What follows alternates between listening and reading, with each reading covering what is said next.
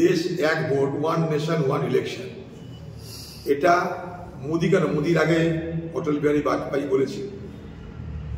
এটা আজকে হঠাৎ করে কোনো কথা নয়। ভারতবর্ষে কখনো এক ইলেকশন, এক দেশ, ওয়ান নেশন ওয়ান ইলেকশন হয়েছে।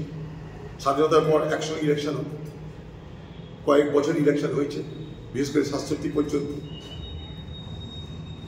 কিন্তু কথা যে আজকের ভারতবর্ষে আপনাকে দেখতে হবে যে এটা সম্ভব না। মোদী সরকার বলেছিল যে আমরা ক্ষমতা এলে ওয়ান নেশন ওয়ান ইলেকশন চালু করব। তার জন্য তারা যেহেতু ক্ষমতা এসছে, তারা বাধ্য এই বিলটা আনতে। আবার মোদী এও জানে যে এই বিল পার্লামেন্টে পাস করা সম্ভব না। তাই দেখবেন এই বিলটা আসার সঙ্গে সঙ্গে এটা কোনো সিলেক্ট কমিটি বা কোনো joint parliamentary committee, standing committee, কোথাও না কোথাও এটাকে রেফার করা হবে। কারণ মোদী নিজে জানে এই বিল পার্লামেন্টে পাস করা সম্ভব না।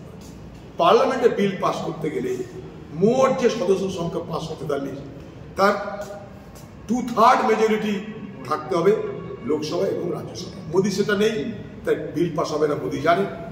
কিন্তু তাকে বলতে হবে যে তিনি যা বলেন তাই করেন, সেটার জন্য তাকে বিল পেশ করতে হচ্ছে। এটা চলে যাবে সিধা আলোচনা কমিটিতে চলে যাবে, গল্প এখানে শেষ হবে। ভারতবর্ষের মতো দেশে বলা তো অনেক কিছু সহজ, কিন্তু এই আইন পাশ করা অসম্ভব। যুক্তরাষ্ট্রীয় পরিকাঠামোয় বৈচিত্র্যপূর্ণ ভারতবর্ষে এই বিল পাশ করানো অসম্ভব তো অসম্ভব। কারণ এই বিল পাশ করতে অন্তত অর্ধেক সংখ্যার রাজ্যের তাদের অনুমোদন লাগে। ভারতবর্ষের পার্লামেন্টের মোট 2/3 যারা মোট যে পার্লামেন্টের সদস্যদের সংখ্যা, তার 2/3 সমর্থন লাগতে হবে। অতএব এগুলো আষাঢ়ে গল্প হবে, আগামীতে দেখতে পাবেন। বাংলা টুডে নাও।